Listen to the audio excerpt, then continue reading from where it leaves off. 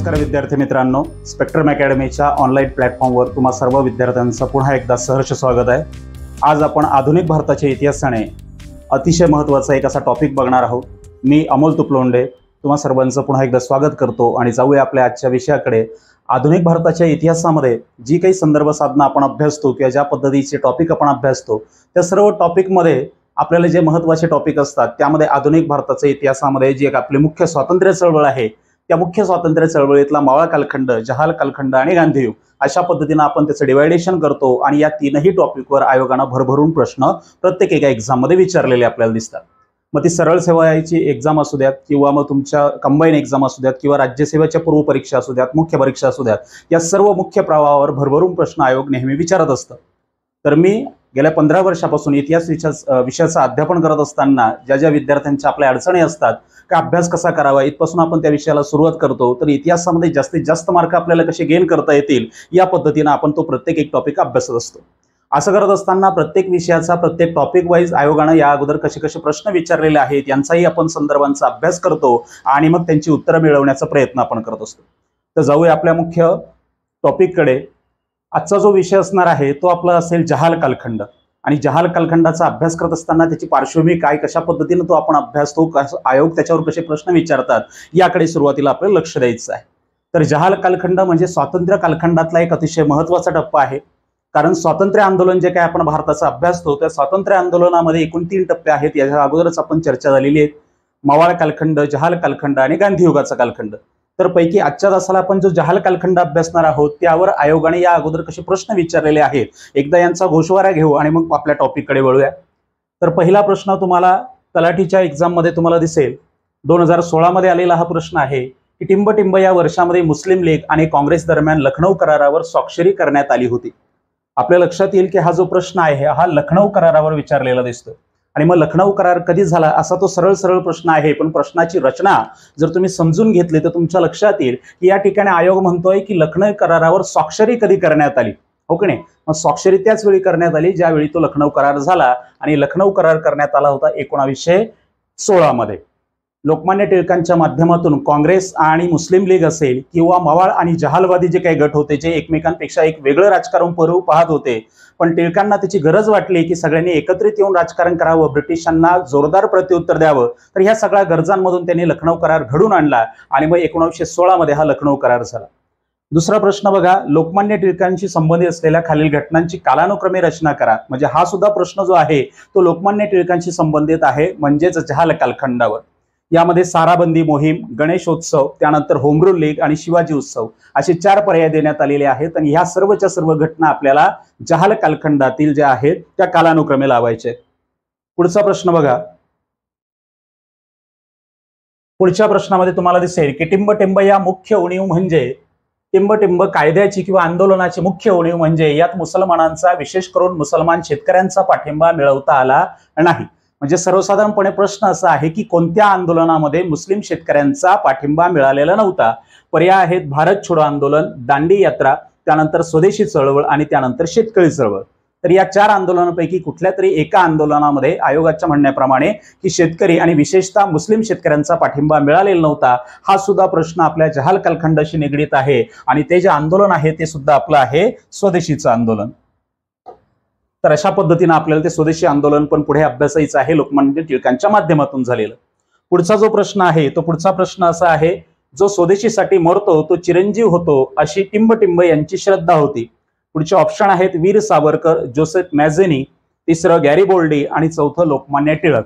तर अशा पद्धतीचे प्रश्न वेगवेगळ्या एक्झाम मधून आयोगाने विचारलेले आपल्याला दिसतात आणि या माध्यमातून आपल्याला अभ्यास करायचा आहे। यानंतर जो टॉपिक आपण बघणार आहोत त्या टॉपिक मधून या सर्व प्रश्नांची आपल्याला उत्तरं मिळणार आहेत। कशा पद्धतीने ते लक्षात ठेवायचं याच्यावर आपण चर्चा करणार आहोत। बघूया,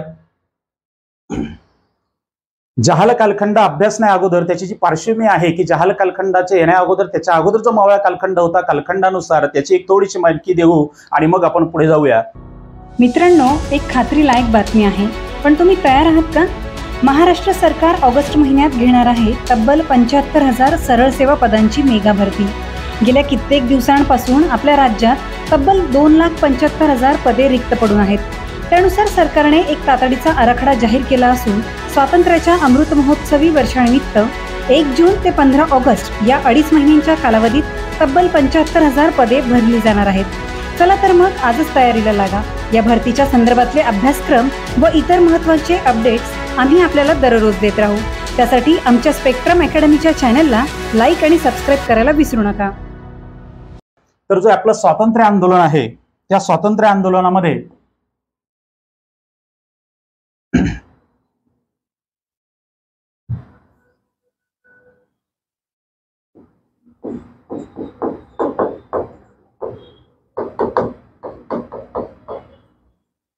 जे आपलं स्वातंत्र्य आंदोलन आहे त्या स्वातंत्र्य आंदोलनाचा संपूर्ण अभ्यास करताना आपण 3 टप्प्यामध्ये त्याचा अभ्यास करतो. पहिला जो कालखंड आहे तो आहे मवाळ कालखंड. त्यानंतर दुसरा जो कालखंड आहे त्याला आपण जहाल कालखंड म्हणतो आणि त्यानंतर तिसरा कालखंड येतो गांधी युगाचा कालखंड. मवाळ कालखंड काँग्रेसची भारतामध्ये जी स्थापना झाली त्या स्थापनेपासून आपण मवाळ कालखंड अभ्यासायला सुरुवात करतो. म्हणजेच 1885 पासून तर 1905 पर्यंत.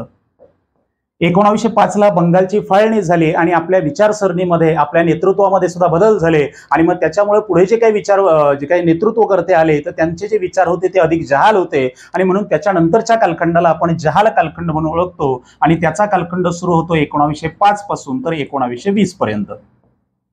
यानंतर जो गांधी युगाचा कालखंड आहे तर ऑब्व्हियसली गांधीजींच्या आगमनानंतर आपण गांधी युगाच्या अभ्यासाला सुरुवात करतो. म्हणजेच 1920 पासून तर भारताला स्वातंत्र्य मिळेपर्यंत म्हणजे 1947 पर्यंतचा कालखंड हा आपल्या स्वातंत्र्य आंदोलनाचा तिसरा टप्पा अर्थात गांधी युगाचा कालखंड असतो. आजच्या तासाला आपण जो जहाल कालखंड अभ्यासणार आहोत त्या जहाल कालखंडामध्ये प्रामुख्याने लोकमान्य टिळकांनी संपूर्ण भारताचं राजकीय नेतृत्व केलेलं आपल्याला दिसतं.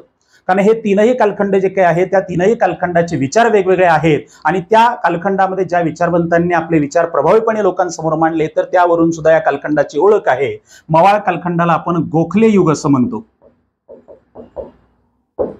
तर जहाल कालखंडाला टिळक युग असं सुद्धा म्हटलं जातं. आणि हा तिसरा जो कालखंड आहे तो गांधीजींच्या नावाने ओळखला जातो कारण त्या विचारांवर त्या कालखंडावर गांधीजींचा प्रभाव होता. मग हा जो टिळकांचा युग आहे तर या ठिकाणी टिळकांचे जे काही विचार होते ते इंग्रजांच्या प्रशासनाला विरोध करण्यासाठी जास्त अग्रेसिव्ह अशा प्रकारचे होते आणि मग त्याच्यामुळे हा जो कालखंड आहे हा जहाल कालखंड म्हणून इथे आपण ओळखत असतो. तर सगळ्यात पहिला मुद्दा जो आपल्याला या टॉपिकमध्ये बघायचा आहे तो म्हणजे जहाल कालखंडाचा उदय का झाला, कारण त्याची कारणं अतिशय महत्वाची आहेत. आयोगाने याच्या अगोदर जहाल कालखंडाची उदय का झाला किंवा त्याच्यावरची जी कारणं आहेत यावर सुद्धा प्रश्न विचारलेले दिसतात. बघूयात आपण जहाल कालखंड, ज्यालाच पुन्हा एकदा दुसऱ्या नावाने सुद्धा ओळखलं जातं नवराष्ट्रवाद. हे नाव आपल्याला लक्षात ठेवायचं आहे. आयोग कोणत्याही प्रकारे दुसरं नाव देऊन सुद्धा तुम्हाला प्रश्न विचारू शकतो तर कन्फ्युज व्हायचं कारण नाही. इथे नवराष्ट्रवाद कोणत्या कालखंडाला म्हटलं जातं तर जहाल कालखंड. 1905 ते 1920 या कालखंडाला जहाल कालखंड म्हणतो आपण, हे सुद्धा अभ्यासलं. यानंतर जहालवाद उदयाची कारणे. सगळ्यात पहिलं जे कारण आहे जहालवाद उदयाचं ते आहे मावळवादी किंवा काँग्रेसचे जे काही उदारमतवादी होतं त्या उदारमतवादी धोरणांना जहाल कालखंडातल्या विचारवंतांनी आणि त्यांचे जे काही फिलॉसॉफर्स होते त्यांनी विरोध केला. सगळ्यात महत्वाचं काय होतं, मवाळ कालखंडाच्या विचारांना उदारमतवादी जे काही विचार होतात तर उदारमतवादी जेव्हा विचार असतात ते आपल्या राष्ट्राच्या जडणघडणीसाठी किंवा स्वातंत्र्य आंदोलनासाठी फार महत्वाचे असतात. पण तरी सुद्धा जहाल कालखंडामध्ये या उदारमतवादी विचारांना का विरोध झाला असाच प्रश्न याच्यामधून माध्यमातून निर्माण होतो. मग मवाळ कालखंडातील जे काही विचारवंत होते मग ते गोपाळकृष्ण गोखले असू द्यात किंवा दिनशा वांछा असू द्यात, फिरोजशाह मेहता असू द्यात, अशा प्रकारचे जे काही सगळे विचारवंत आहेत या विचारवंतांचे जे काही विचार होते त्याचा बेस काय आहे तर त्यांचा इंग्रजी प्रशासनावर, त्यांच्या न्यायबुद्धीवर आणि त्यांच्या उदारमतवादावर विश्वास होता. म्हणजे इंग्रजांचं प्रशासन हे भारतावर केलेले उपकार आहेत, ईश्वरी वरदान आहे अशा पद्धतीचे त्यांचे विचार होते. आणि मग त्यामुळे ज्या काही राजकीय सुधारणा आपल्याला मिळवायच्या आहेत ते इंग्रजी प्रशासनामध्ये राहूनच मिळवायच्या आहेत या गोष्टीवर त्यांची श्रद्धा होती. आणि मग त्यामुळे 1885 पासून तर 1905 पर्यंतच्या आपल्या 20 वर्षाच्या राजकारणामध्ये मवाळवाद्यांनी इंग्रजांच्या विरोधात कोणतंही आंदोलन केलेलं आपल्याला दिसत नाही. कारण त्यांच्या राज्यव्यवस्थेवर, त्यांच्या लोकशाही किंवा उदारमतवाद जे काही धोरणं होती, जी काही मूलभूत तत्व होती त्या मूलभूत तत्वांवर मवाळवाद्यांचा विश्वास होता. आणि त्यामुळे ब्रिटिश प्रशासनाच्या विरोधात एखादं आंदोलन करणे म्हणजे राष्ट्रद्रोह करणे इथपर्यंत त्यांच्या विचारांची मजल होती. आणि मग त्यामुळे या सुरुवातीच्या 20 वर्षाच्या कालखंडामध्ये एकही आंदोलन झालेलं आपल्याला दिसत नाही. आणि मग अर्ज विनंत्या करून शिष्टमंडळ पाठवून आपल्या वर्तमानपत्रातून काही माहिती छापून आणून अशा पद्धतीनं त्यांनी इंग्रजांचं लक्ष आपल्या आंदोलनाकडे खेचून घेतलं आणि मवाळवाद्यांनी हळूहळू एक एक करत त्यांनी आपले राजकीय सुधारणा मिळवण्याचा प्रयत्न केलेला दिसतो. पण गांधीजींचा जो काही कालखंड आहे 1905 पासूनचा, या कालखंडामध्ये मुख्य बदल जो आपल्या विचारांमध्ये झाला की तो आपल्या विचारांना कृतीची आवश्यकता आहे. की जर आपण एखादी मागणी इंग्रजांच्या समोर मांडली तर त्यानंतर जर इंग्रजांनी त्या मागण्या पूर्ण केल्या नाही तर त्यानंतर आपण काय ऍक्शन करणार आहोत, कोणती कृती असेल की जेणेकरून आपण इंग्रजांवर दबाव टाकू शकू की आमच्या ज्या मागण्या आहेत त्या रास्त आहेत, त्या आजच्या कालखंडाला अनुसरून आहेत आणि त्या मागण्या तुम्ही पूर्ण केल्या पाहिजे. तर अशा पद्धतीनं जो काही विचार बदलला तो जहाल कालखंडामध्ये बदलला. लोकमान्य टिळक हे त्याचे प्रमुख नेते मानले जातात आणि मग त्यांनी सर्वात अगोदर जे धोरणाला विरोध केलं ते होतं काँग्रेसचं उदारमतवादी धोरण. लोकमान्य टिळकांच्या मताप्रमाणे काँग्रेसचं जे काही उदारमतवादी धोरण आहे ते काहीही उपयोगाचं नाही, कारण इंग्रज हे या ठिकाणी राज्य करायला आलेले आहेत, राज्य उपभोगायला आलेले आहेत, जास्तीत जास्त संपत्ती कमवायला आलेले आहेत आणि त्या पद्धतीने ते प्रयत्न सुद्धा करताना दिसतात. त्यांचा प्रत्येक एक दृष्टिकोन हा साम्राज्यवादी दृष्टिकोनातून फुलत गेलेला दिसतो आणि मग त्यामुळे त्यांच्या न्यायबुद्धीवर विश्वास ठेवून आपल्याला चालणार नाही, त्यांच्या उदारमतवादी धोरणांवर विश्वास ठेवून चालणार नाही. कारण इंग्लंडमध्ये लोकशाही तत्व जरी पाळली जात असली तरी भारतामध्ये आल्यानंतर लोकशाही तत्व हे जाणीवपूर्वक त्यांनी लांब ठेवलेलं आहे, ही गोष्ट लोकमान्य टिळक पटवून देतात. आणि मग त्यामुळे ते विरोध करतात की त्यांच्या न्यायबुद्धीवर विश्वास ठेवून चालणार नाही, तर आपल्याला जे काही राजकीय अधिकार मिळवायचे आहेत ते सर्वच्या सर्व राजकीय अधिकार आपल्या प्रयत्नांतूनच आपल्याला मिळवावे लागतील. आणि मग त्यामुळे काँग्रेसचं जे काही उदारमतवादी धोरण किंवा इंग्रजी प्रशासनावर विश्वास ठेवण्याचं जे काही धोरण आहे त्या धोरणावर जहाल कालखंडामध्ये प्रचंड टीका करण्यात आली. जहाल कालखंडाचा उदय होण्यामागे दुसरं एक महत्वाचं कारण जे काय आहे ते मवाळवाद्यांचे ध्येय धोरणांबद्दल असलेली अनिश्चितता. कारण मवाळवाद्यांचा कालखंड हा छोटा कालखंड नाही, 20 वर्षाचा तो कालखंड, ज्या कालखंडामध्ये मवाळवादी जे काही विचारवंत होते त्यांच्या ध्येय धोरण असे निश्चित झालेले नव्हते किंवा ध्येय धोरणामध्ये अनिश्चितता होती. का अनिश्चितता होती? कारण हा सुरुवातीचा कालखंड आहे. जेव्हा एखादी संघटना स्थापन होते तेव्हा ती संघटना स्थापन झाल्यानंतर सुरुवातीचा काळ ती संघटना तग धरत असते, सुरुवातीचा काळ ती संघटना मजबूत होण्यात जात असतो आणि नंतर हळूहळू ती संघटना रिझल्ट द्यायला सुरुवात करते.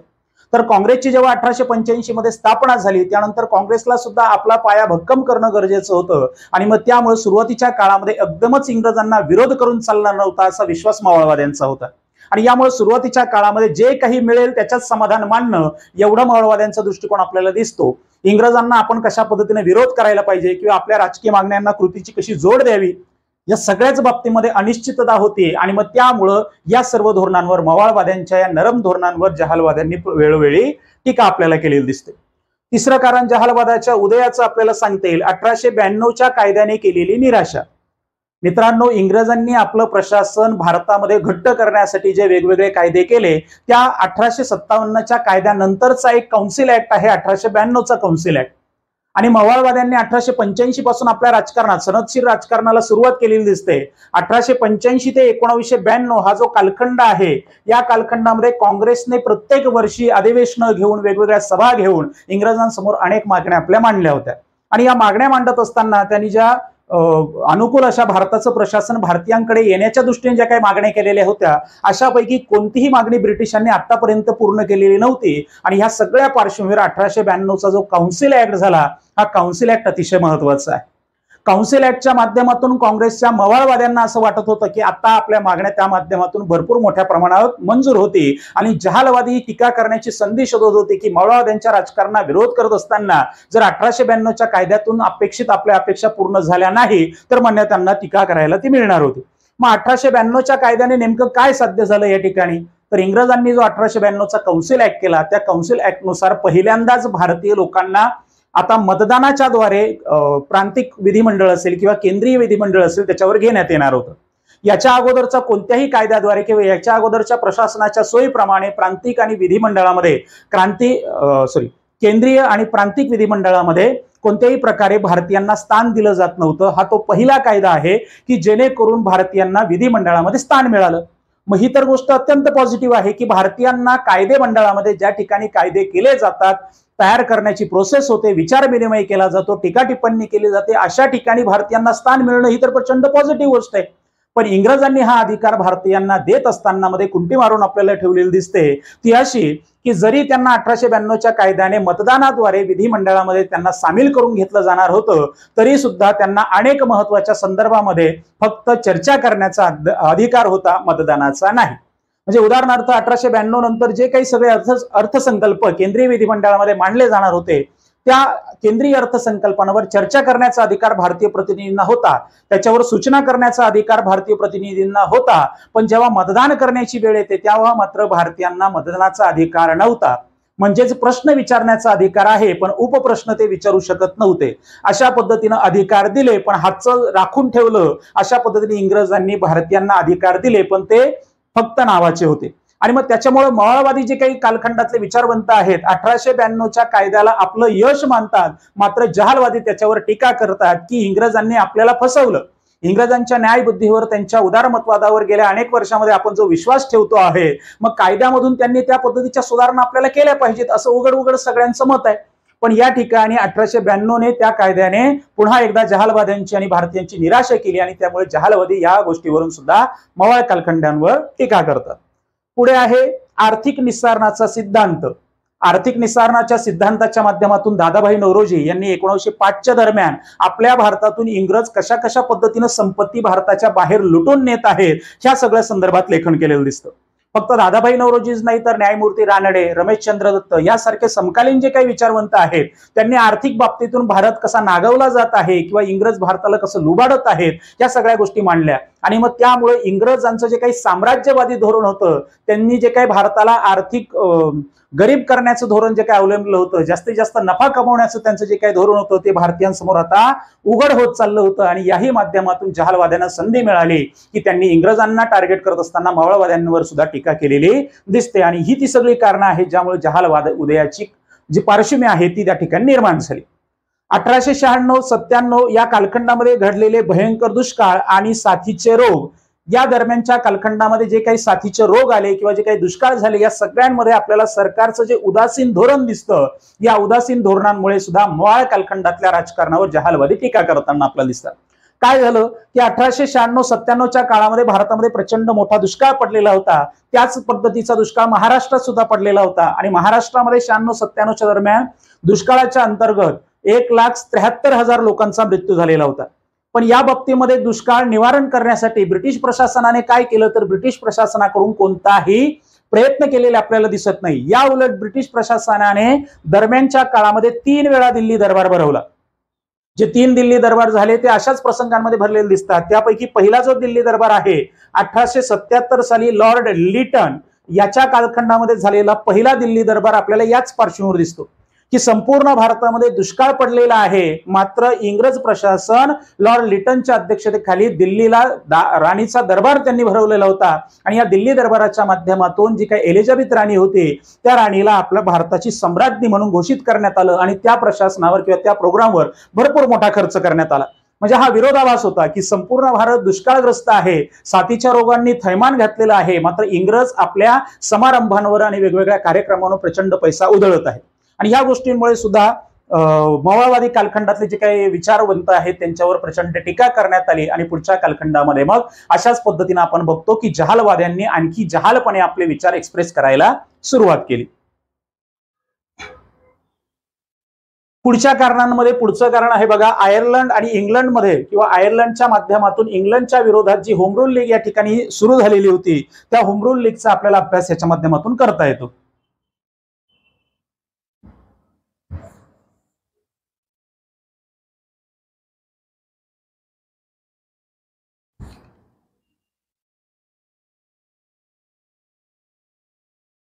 पुढचं जे कारण आहे ते आहे आयर्लंडमध्ये इंग्लंड विरुद्ध जी होम रूल लीग चळवळ सुरू होती त्या होम रूल लीगच्या माध्यमातून इंग्रजांच्या विरुद्ध आपण एखादं आंदोलन करू शकतो याचा जो विश्वास आहे हा विश्वास भारतीयांमध्ये निर्माण झाला. म्हणजे आयर्लंड हा जो देश आहे, आजचा जरी वेगळा देश असला तरी त्यावेळी जे ग्रेट ब्रिटन राज्य होतं किंवा ग्रेट ब्रिटनचं जे काही संपूर्ण स्टेट आहे प्रॉपर, त्यामध्ये आयर्लंडची भूमी येत होती. आणि आयर्लंडच्या लोकांनी म्हणजेच आयरिश लोकांनी बेसिक इंग्लंड या राज्याविरुद्ध होम रूल लीगची चळवळ सुरू केलेली होती. होम रूल चळवळ त्यांनी सुरू केलेली होती. त्यांना स्वतःचे कायदे स्वतः करायचे होते, स्वतः वेगळं ते आपलं स्वतःचं प्रशासन मागत होते. आणि म्हणून इंग्रजांच्या विरुद्ध त्यांच्याच राष्ट्रामध्ये एक जन आंदोलन सुरू आहे, ही गोष्ट सुद्धा जहालवाद्यांना प्रेरणा देण्यासाठी पुरेसी होती.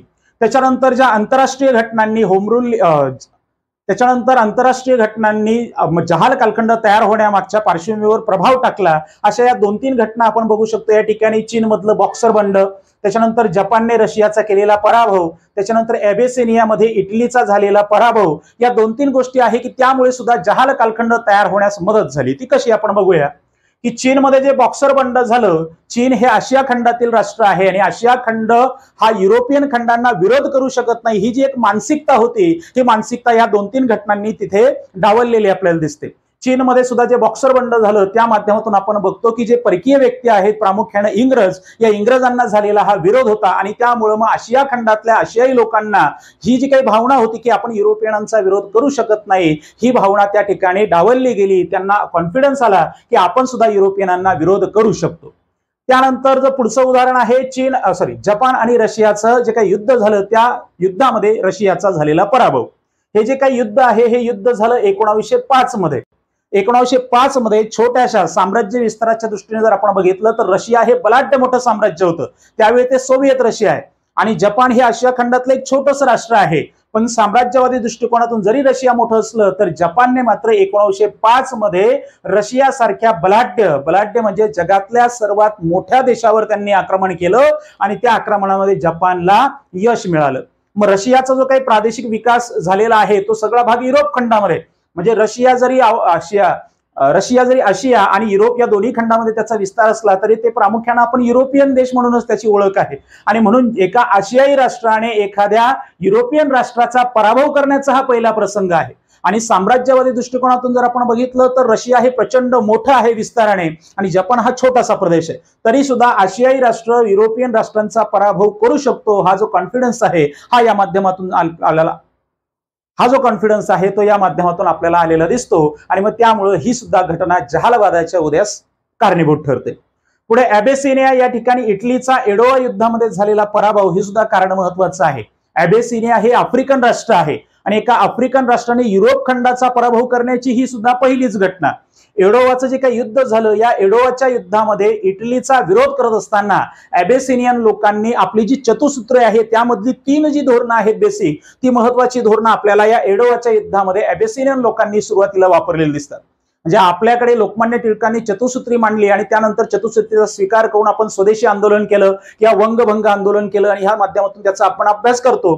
पण त्या चतुसूत्रीमध्ये असलेलं राष्ट्रीय शिक्षण, त्याच्यानंतर बहिष्कार आणि स्वदेशी या सगळ्या गोष्टींचा वापर करण्याचं जे काही धोरण आहे ते सुरुवातीला आपल्याला एडोवाच्या युद्धामध्ये दिसतं. आणि स्वदेशीचा वापर करून, विदेशी मालावर बहिष्कार टाकून, राष्ट्रीय शिक्षणाचा अवलंब करून एडोवाच्या या युद्धामध्ये इटली सारख्या एका युरोपियन देशाचा पराभव एबेसिनिया सारख्या एका आफ्रिकन राष्ट्राने केलेला दिसतो. आणि ही सुद्धा इंटरनॅशनल घटना आहे महत्वाची, की ज्यामुळे आपल्या भारतावर, त्या राजकारणावर त्याचा प्रभाव पडला आणि आपण थोड्यासा अग्रेसिव्ह विचारांकडे झुकलो की आपण एक आफ्रिकन राष्ट्र करू शकतो, एक आशियाई राष्ट्र करू शकतो, तर आपण का नाही करू शकत. इंग्रजांचा उघड विरोध करण्याची जी काही पार्श्वभूमी आहे ती याच्यामुळे तयार झाली असं आपण म्हणू शकतो.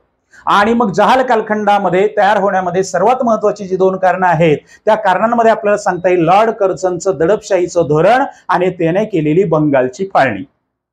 म्हणजे एखादा दगड तुटत असताना जो शेवटचा घाव आपण म्हणतो की ज्याने तो दगड फुटतो, तर त्याच्या अगोदरचे जे काही घाव असतात ते सुद्धा तितकेच महत्वाचे असतात. तर हे सगळे जे काही धोरण आहेत ते अगोदरचे घाव आपण म्हणू शकतो. आणि ज्या घावाने दगड दुभंगला असा हा घाव म्हणजे बंगालची फाळणी. लॉर्ड कर्झनची नेमणूक जी काही झाली त्याच्या नेमणुकीनंतर त्याचा पुढचा 5-6 वर्षाचा जो कालखंड आहे त्या कालखंडामध्ये त्याने अनेक कायदे केले आणि त्या कायद्यांनुसार भारतीय प्रशासनामध्ये जे काही समाविष्ट असलेली मंडळी आहे किंवा भारतीय आंदोलनामध्ये जे काही समाविष्ट असलेली मंडळी आहे ते ब्रिटिश प्रशासनावर कोणत्याही प्रकारचं टीका करू शकत नव्हते. वर्तमानपत्रातून असतील किंवा इतर बाबतीतून असतील कोणत्याही प्रकारे इंग्रजांवर टीका केली जाऊ शकत नव्हती. अशा पद्धतीचे अन्यायकारक कायदे लॉर्ड कर्झनच्या काळामध्ये झालेले होते आणि म्हणून त्याने जे दडपशाहीचं धोरण इकडे अवलंबलेलं होतं त्यामुळे भारतीयांमध्ये असंतोष वाढत होता. आणि अपेक्षित होतं की मवाळवाद्यांनी ह्या सगळ्या गोष्टींचा विरोध केला पाहिजे, पण मवाळवाद्यांचं जे धोरण आहे की इंग्रजांच्या न्यायबुद्धीवर, त्यांच्या उदारमतवादी धोरणांवर त्यांचा विश्वास होता. त्यांना विश्वास होता की आज ना उद्या इंग्लंडचे राजे किंवा इंग्लंडची राणी आपलं म्हणणं ऐकून घेईल आणि आपल्याला राजकीय सुधारणा देईल. पण त्यांचं उदारमतवादी धोरण या ठिकाणी काहीही काम करत नव्हतं, कारण लॉर्ड कर्झनने जे काही आपलं दडपशाहीचं धोरण या ठिकाणी अवलंबलं होतं, त्यामुळे भारतीयांच्या सर्वसामान्य जे काही आपले अधिकार असतात, मूलभूत अधिकार, ते सुद्धा हिरावले जात होते. 1905 मध्ये झालेली बंगालची फाळणी हा अतिशय महत्वाचा मुद्दा आहे. यानंतर मात्र उघडपणे जे जहालवादी विचारवंत आहेत त्यांनी आपले विचार मांडायला सुरुवात केली, कारण ही बंगालची फाळणी म्हणजे आजपर्यंतच्या 20 वर्षाच्या राजकारणामध्ये मवाळवाद्यांनी इंग्रजांवर ठेवलेल्या विश्वासाचा विश्वासघात होता. म्हणजे त्यांनी जो काही विश्वास या ठिकाणी ठेवलेला होता की आज ना उद्या आपल्याला ते अधिकार मिळतील, तर त्याचा सर्वांचा विश्वासघात झाला बंगालच्या फाळणीतून. आणि यानंतर मात्र जहालवादी अग्रेसिव्ह झाले आणि त्यांनी आपले विचार पुढे मांडायला सुरुवात केली. बंगालची फाळणी झाली 1905 मध्ये, आणि मग 1905 पासूनचा पुढचा जो काही कालखंड आहे त्या कालखंडावर प्रामुख्याने लोकमान्य टिळकांचा प्रभाव दिसतो. म्हणजेच यानंतरचा कालखंड हा जहाल कालखंड म्हणून उदयास आलेला आपल्याला दिसतो. बघूयात आपण बंगालची फाळणी कशी झाली आणि त्याचा सर्वांवर पूर्ण राजकारणावर किंवा आपल्या मुख्य प्रवाहावर कसा इम्पॅक्ट पडला. पुढचा जो मुद्दा आपण बघणार आहोत तो आहे बंगालची फाळणी. बंगालची फाळणी ज्या कालखंडामध्ये झाली तो कालखंड म्हणजे 1905 चा कालखंड. लॉर्ड कर्झनच्या काळामध्ये बंगालची फाळणी झाली असं आपण म्हणतो. लॉर्ड कर्झनने जरी बंगालची फाळणी केली असली तर त्याच्या मागची जी मूळ कल्पना आहे किंवा विचार जे काही आहे किंवा त्याच्या मागचं जे काही प्लॅनिंग ऑन पेपर जे तयार झालं ते कोणी केलं, कशा पद्धतीने बंगालची फाळणी भारतामध्ये करण्यात आली, या दृष्टिकोनातून काही मुद्दे आपल्याला लक्षात ठेवणं गरजेचं आहे. आयोगाने जर प्रश्न विचारले तर या पद्धतीचे थेरॉटिकल प्रश्न सुद्धा आपल्याला, फॅक्च्युअल प्रश्न सुद्धा आपल्याला विचारले जाऊ शकतात. तर बंगालच्या फाळणीची जी मूळ कल्पना आहे, आयडिया जी काय आहे, ती आयडिया सर विल्यम वॉर्ड यांच्या सुपीक डोक्यातून आलेली. म्हणजे कर्झनने जरी बंगालची फाळणी केली असली, बंगालच्या फाळणीचा करता धरता जरी लॉर्ड कर्झन होता, तरी सुद्धा ही जी आयडिया होती, ही जी कल्पना होती, ही कोणाच्या डोक्यातून आलेली होती तर सर विल्यम वॉर्ड याच्या डोक्यातून. त्याच्यानंतर योजनेची प्रत्यक्षात निर्मिती कोणी केली, ऑन पेपर योजना कोणी तयार केली, कारण फाळणी करायची होती म्हणजे पूर्व बंगाल आणि पश्चिम बंगाल असे 2 प्रांत तयार करायचे होते. तर त्या ठिकाणी काय काय अडचणी येऊ शकतील आणि कशा पद्धतीने आपल्याला ते डिवाइड करायचंय जेणेकरून आपले छुपे हेतू आपल्याला पूर्ण करता येतील. तर हा ऑन पेपर तयार करण्याचं, ऑन पेपर प्लॅन तयार करण्याचं जे काही काम आहे ते सर अँड्र्यू फ्रेझर यांनी केलं. सर अँड्र्यू फ्रेझर यांनी ते काम ऑन पेपर प्लॅन तयार करण्याचं केलं. त्याच्यानंतर सरकारच्या प्रसिद्धी पत्रकामध्ये ते प्रसिद्ध करून त्याला अनुमती देण्याचं काम केलं लॉर्ड कर्झनने. म्हणजे ही 3 नाव आपल्याला याच्यामध्ये लक्षात ठेवायची. पहिलं नाव सर विल्यम वॉर्ड की ज्यांच्या सुपीक डोक्यातून ही कल्पना आली. योजनेची निर्मिती केली सर अँड्र्यू फ्रेझर यांनी आणि त्याच्यानंतर लॉर्ड कर्झन यांनी बंगालची फाळणी केली. भारत मंत्र्याच्या मंजुरीसाठी हा विषय पुढे गेला. म्हणजे सरकारच्या प्रसिद्धी पत्रकामध्ये प्रसिद्ध केल्यानंतर पुढची जी काही स्टेप होती की हा जो कायदा त्यांनी केलेला होता हा कायदा मंजूर करायचा आहे. जसं आज आपण राज्यघटनेच्या माध्यमातून अभ्यासतो की कोणताही एक कायदा होत असताना जो राष्ट्रपतीची जी सही असते तो शेवटचा टप्पा असतो की राष्ट्रपतीची सही झाल्यानंतर कायदा पूर्ण झाला असं आपण मानतो. तर या ठिकाणी त्याच पद्धतीची प्रोसेस होती की भारत मंत्र्याची सही झाली की तो कायदा प्रत्यक्षात येऊ शकत होता आणि म्हणून भारत मंत्र्याच्या मंजुरीसाठी पुढचा हा कायदा गेला. यावेळी भारत मंत्री होते विल्यम जॉन ब्रॉड्रिक आणि शिमला या ठिकाणाहून ते वर्किंग करत होते. तर त्या माध्यमातून मग हा जो काही मुद्दा आहे हा त्यांच्या कोर्टात गेला. त्यांच्या माध्यमातून त्यांनी त्याच्यावर बराच वेळ घेऊन विचार केला आणि 19 जुलै 1905 या दिवशी भारत मंत्र्यांनी सुद्धा बंगालच्या फाळणीला मंजुरी देऊन टाकली. म्हणजे हा जो विषय आहे प्रसिद्धी पत्रकामध्ये छापण्याचा वगैरे हा 1903 मध्येच केलाय. म्हणजे संपूर्ण भारतीयांना, प्रामुख्याने बंगालमधल्या लोकांना हे प्रसिद्धी पत्रकातून कळालं होतं की 1903 मध्येच की आता बंगालची फाळणी होणार आहे आणि तेव्हापासून जी काही बंगालच्या फाळणीला विरोध करण्याची पार्श्वभूमी आहे बंगालमध्ये ती सुरू झालेली होती. भारत मंत्र्यांनी मंजुरी दिली तो दिवस आहे 19 जुलै 1905 आणि ज्या दिवशी ही बंगालची फाळणी प्रत्यक्षात अंमलात आणली तो दिवस म्हणजे 16 ऑक्टोबर 1905. तर हा 16 ऑक्टोबर ही जी तारीख आहे ही व्यवस्थित आपल्याला लक्षात ठेवायची आहे. आयोगाने या अगोदर याच्यावर प्रश्न विचारलेला आहे. बंगालची फाळणी कोणत्या दिवशी झाली असा जेव्हा आपल्याला प्रश्न लक्षात ठेवायचा असतो किंवा त्याचं उत्तर जेव्हा द्यायचं असतं तेव्हा हा एक दिवस जो आहे तो महत्वाचा लक्षात ठेवायचा आहे. 16 ऑक्टोबर 1905. 16 ऑक्टोबरला बंगालची फाळणी झाली आणि या दिवसाला संपूर्ण भारतामध्ये शोक दिन म्हणून पाळलं गेलं. दुःखाचा दिवस, शोक दिन म्हणजे काय, दुःखाचा दिवस म्हणून संपूर्ण भारतामध्ये पाळला गेला. कारण मवाळ कालखंडाच्या 20 वर्षाच्या राजकारणाचा जो काही विश्वास आपण ब्रिटिश प्रशासनावर ठेवला होता, त्या विश्वासाचा हा विश्वासघात होता. पाठीत खंजीर खुपसलं असं जहालवाद्यांची या ठिकाणी भूमिका तयार झाली आणि यामुळे जहालवाद निर्माण झालेला आपल्याला दिसतो. ती तारीख महत्वाची आहे 16 ऑक्टोबर आणि या 16 ऑक्टोबरला आपण शोक दिन म्हणून साजरा केला.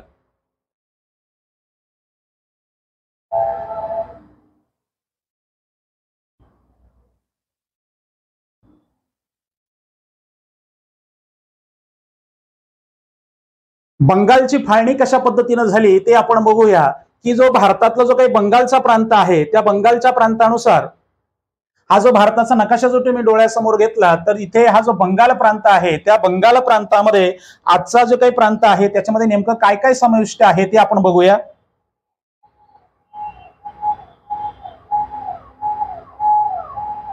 बंगालची फाळणी प्रादेशिक पद्धतीनं कशा पद्धतीनं झाली ते आपण सुरुवातीला बघूया. हा भारताचा नकाशा आपल्या डोळ्यासमोर आल्यानंतर तुम्हाला दिसेल की या ठिकाणी हा जो पूर्व भारत आहे, या ठिकाणी हा बंगाल प्रांत आहे. या बंगाल प्रांतामध्ये आजचे जे काही वेगवेगळे भाग आहेत, हे सगळे वेगवेगळे भाग समाविष्ट होत होते. अशा पद्धतीने एवढा मोठा विस्तार होता बंगाल प्रांताचा. या बंगाल प्रांतामध्ये आजचा जो काही प्रांत आहे त्याच्यामध्ये बिहार, त्यानंतर उडीसा, आजचा पश्चिम बंगाल, त्यानंतर आजचा बांगलादेश आणि आसाम, हा एवढा मोठा प्रांत होता त्या तत्कालीन काळातला बंगाल प्रांत. आणि प्रशासनाच्या दृष्टीने हा अतिशय मोठा प्रांत होता असं इंग्रजांचं म्हणणं होतं. आणि प्रशासनाच्या सोयीसाठी त्यांनी हे दोन प्रांत विलग करायचे, वेगळे करायचा प्रयत्न केलेला होता. मग इथे तुमच्या लक्षात येईल की त्यांनी अशा पद्धतीने एक पूर्व बंगाल आणि एक पश्चिम बंगाल हे दोन प्रांत निर्माण केले. इकडचा हा जो भाग आहे हा पश्चिम बंगाल, म्हणजे आजचा पश्चिम बंगाल, आजच्या पश्चिम बंगालमध्ये आजचा बिहार आणि उडीसा ही प्रांत समाविष्ट आहे. त्याच्यानंतर जो पूर्व बंगाल तयार झाला होता त्या पूर्व बंगालमध्ये आजचा आसाम आणि आजचा बांगलादेश अशा पद्धतीने तो भाग समाविष्ट होतो. या पद्धतीने हा बंगाल प्रांत आपल्या लक्षात येऊ शकतो. हा जो पूर्व बंगाल या ठिकाणी तयार झालेला आहे, या पूर्व बंगालच्या प्रांतामध्ये आपण बघूया आजचा हा पश्चिम बंगाल, त्याच्यानंतर बिहारचा भाग, त्यानंतर इकडे हा जो भाग आहे हा ओडिसाचा भाग आहे. इकडे हा जो पूर्व बंगाल आहे, या पूर्व बंगालमध्ये आजचा आसाम आणि आजचा बांगलादेश असा हा सर्व भाग त्याच्यामध्ये समाविष्ट होता. एकंदरीत जी काही उघड पद्धतीने जर आपण अभ्यासलं की कशा पद्धतीने या ठिकाणी बंगालची फाळणी करण्यात आलेली होती, त्याचं उघड कारण त्यांनी सांगितलं होतं प्रशासनाच्या सोयीसाठी. कारण हा बंगाल तत्कालीन प्रांत खूप मोठा असा प्रांत होता आणि एवढ्या मोठ्या प्रशासनावर, एवढ्या मोठ्या प्रांतावर प्रशासन करणं सोयीचं नव्हतं. त्याच्यामुळे त्यांनी दोन प्रांत केले होते. पण आतमधली भूमिका काय होती ती सुद्धा समजून घेणं महत्वाचं आहे. इथे बघा, पश्चिम बंगाल हा जो प्रांत त्यांनी तयार केला, म्हणजे पश्चिमेकडचा हा जो भाग आपल्याला दिसतोय याला आपण पश्चिम बंगाल त्यांनी तयार केलेला प्रांत म्हणतो. हा पहिला प्रांत आहे आणि हा दुसरा प्रांत आहे. हा जो पहिला प्रांत तयार झाला यामध्ये बंगाली लोक जे काय होते, या बंगाली लोकांना जाणीवपूर्वक अल्पसंख्याक करण्यात आलं. कसं करण्यात आलं आपण बघूया. तत्कालीन हा जो एवढा मोठा बंगालचा प्रांत आहे, या बंगाल प्रांताची लोकसंख्या होती 8 कोटी. एकूण लोकसंख्या 8 कोटी होती आणि 8 कोटी लोकसंख्येमध्ये बंगाली भाषिक लोकांची संख्या जी होती ती 1.70 करोड आहे. कोणत्या प्रांतामध्ये? तर हा आहे पश्चिम बंगाल. म्हणजे इकडचा हा जो प्रांत आहे या प्रांतामध्ये बंगाली भाषिक लोकांची संख्या आहे 1.70 करोड आणि हिंदी आणि उडिया भाषिकांची संख्या होती 3.70 करोड. म्हणजे जो भाग त्यांनी जाणीवपूर्वक पश्चिम बंगाल म्हणून तयार केला, या पश्चिम बंगालच्या प्रांतामध्ये बंगाली भाषिक 1.70 करोड आणि त्यांच्यापेक्षा हिंदी आणि उडिया भाषिक जे काही लोक होते त्यांची संख्या त्यांनी ठेवली 3.70 करोड. म्हणजे या ठिकाणी बंगाली भाषिक जे काही मंडळी होती ही बंगाली भाषिक मंडळी अल्पसंख्याक झाली. कारण भारताच्या राजकारणामध्ये बंगालचं फार अतिशय महत्वाचं होतं. जे काही आपला राष्ट्रवाद निर्माण झाला, ज्या स्वातंत्र्य आंदोलनं निर्माण झाली, की ज्या पद्धतीच्या प्रादेशिक संघटना तयार झाल्या, त्या सगळ्यांची सुरुवात आपल्याला बंगालमधून झालेली दिसते. आणि त्यामुळे बंगाली लोकांचा भारताच्या राजकारणावर आणि त्या संपूर्ण आंदोलनावर प्रचंड प्रभाव होता. आणि मग त्यांना डॉमिनेट करण्यासाठीची ही रचना यांनी केलेली होती की संपूर्ण पश्चिम बंगाल जरी असला तरी त्याच्यामध्ये बंगाली भाषिक मंडळी आता अल्पसंख्याक होते आणि त्यामुळे मग त्यांना राजकारणामध्ये दुय्यम स्थान मिळणार होतं.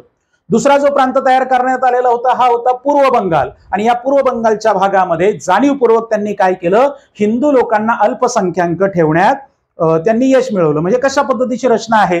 पूर्व बंगालमध्ये तुम्ही बघा, मुस्लिमांची संख्या होती 1.80 करोड आणि हिंदू आणि इतर जमातीचे किंवा इतर धर्माची जे काही मंडळी होती त्यांची संख्या होती 1.20 करोड. म्हणजे मुस्लिमांचं बहुसंख्य म्हणून त्यांनी तो आजचा जो पूर्व बंगाल आहे तो तयार केला होता. म्हणजे आजचा बांगलादेशमध्ये तुम्ही बघितलं तर पूर्णपणे मुस्लिमांची सत्ता आहे किंवा मुस्लिम राष्ट्र म्हणून त्यांनी घोषित केलेला आहे. आणि आसामचा काही प्रांत आहे जिकडे बौद्ध धर्म असेल किंवा हिंदू धर्म असेल याचा विस्तार झालेला दिसतो.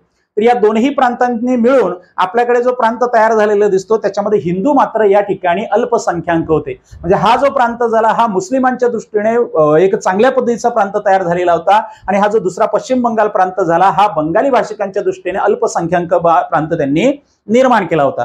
म्हणजे एका भागामध्ये हिंदूंना त्यांनी डॉमिनेट केलं आणि दुसऱ्या भागामध्ये बंगाली राजकारणाला त्यांनी डॉमिनेट केलं. अशा पद्धतीनं आपले मुख्य हेतू बाजूला ठेवून छुपे ठेवून प्रशासनासाठी आम्ही बंगालची फाळणी करत आहोत असं कारण इंग्रजांनी पुढे केलं आणि बंगालची फाळणी घडून आणली. मात्र ह्या घटनेमुळे काय झालं की उदारमतवादावरचा विश्वास आपला साप उडाला आणि आपण आंदोलनाला आपल्या कृतींना आंदोलनाची जोड दिली. 1905 नंतर जे आंदोलन भारतामध्ये सुरू झालं ते आंदोलन म्हणजे वंगभंग आंदोलन आणि ब्रिटिशांना विरोध करण्यासाठी मवाळवाद्यांच्या राजकारणाच्या नंतरचं हे पहिलं आंदोलन आहे. म्हणजे आपल्या भारताच्या स्वातंत्र्य आंदोलनाच्या मुख्य स्ट्रीम मध्ये आपण जे पहिलं मोठं आंदोलन अभ्यासतो ते म्हणजे वंगभंग आंदोलन आणि ते झालं होतं बंगालच्या या फाळणीच्या पार्श्वभूमीवर. कारण मवाळवाद्यांचा पूर्ण विश्वास होता की आपण ब्रिटिशांच्या प्रशासनाला विरोध कोणत्याही पद्धतीनं करता कामा नये कारण आज ना उद्या ते इथे सुधारणा घडवून आणणार आहे. पण जहालवाद्यांचा मात्र आता या गोष्टींवर विश्वास राहिला नव्हता. काही मवाळ नेते सुद्धा सुरेंद्रनाथ बॅनर्जींसारखे मवाळ नेते की ज्यांचं काँग्रेसच्या स्थापनेपासून त्याच्यावर प्रभाव राहिलेला आहे पण बंगालच्या फाळणीनंतर मात्र त्यांचे विचार रातोरात बदलले आणि ते सुद्धा जहालवादांनी प्रभावित झाले आणि त्यांनी सुद्धा ब्रिटिशांना विरोध करत असताना आपली भूमिका रातोरात बदललेली आपल्याला दिसते. म्हणजे त्यांनी आपले मवाळ विचार सोडले नाहीत पण मात्र कृतीला आंदोलनाची जोड देऊन त्याला मध्ये एक वेगळ्या प्रवाहात ते घेऊन गेले.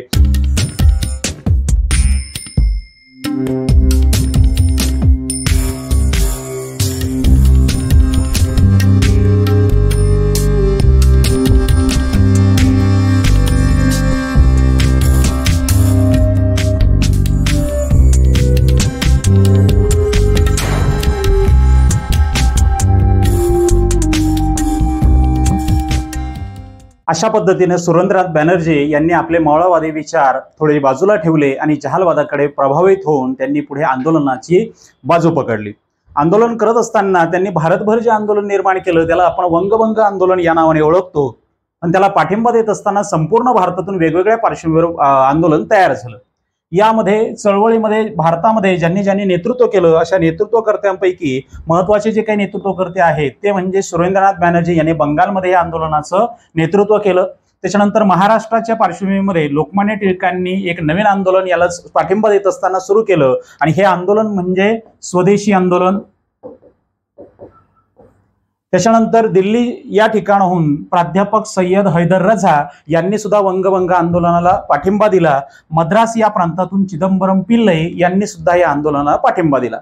म्हणजे एकंदरीतच मावळवाद्यांचा जो काही कालखंड आहे तो 20 वर्षाचा कालखंड आणि 1905च्या बंगालच्या फाळणीने त्याचा जो काही विश्वासघात झाला सनदशीर मार्गावरचा विश्वासघात झाल्यानंतर जहालवाद्यांनी मावळवाद्यांच्या राजकारणातून आपला प्रभाव निर्माण करण्याचा प्रयत्न केला जेणेकरून ब्रिटिशांवर अधिकाधिक दबाव आपल्याला टाकता येईल आणि आपल्या राजकीय मागण्या पूर्ण करून घेता येईल.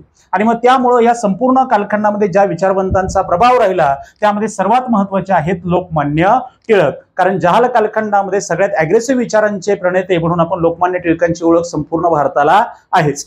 बंगाल प्रांतामध्ये हे जे वंगभंग आंदोलन सुरू झालं या वंगभंग आंदोलनामध्ये सुरेंद्रनाथ बॅनर्जी, त्यानंतर रवींद्रनाथ टागोर, आनंद मोहन बोस, यानंतर BC पाल, अश्विनी कुमार दत्त यासारख्या विचारवंतांचा आपल्याला प्रभाव असलेला. या दरम्यानच्या कालखंडामध्ये आंदोलनादरम्यान रवींद्रनाथ टागोर यांनी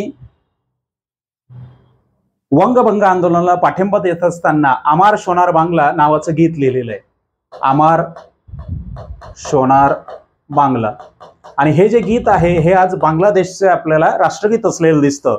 बांगलादेशला पाठिंबा देत असताना किंवा बांगलादेशला म्हणण्यापेक्षा संपूर्ण बंगालच्या या आंदोलनाला पाठिंबा देत असताना हे या गीताची रचना रवींद्रनाथ टागोरांनी केलेली दिसते.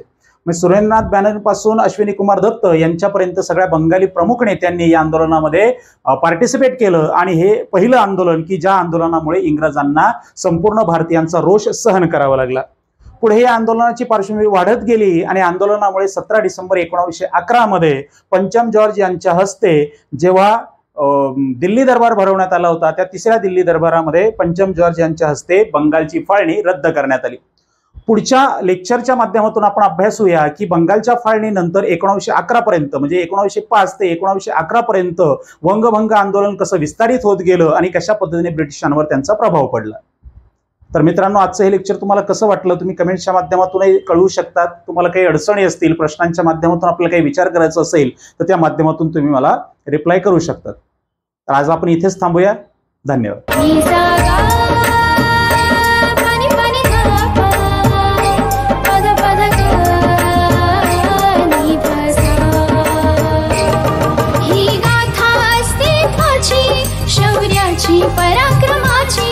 ही गाथा अस्तित्वाची शौर्याची पराक्रमाची या मातीमधल्या कणाकणातील मौल्यवान रत्नांची या मातीमधल्या कणाकणातील मौल्यवान रत्नांची कर्तृत्व इथे गगनाला भिडे परिमोल जाणून घेऊ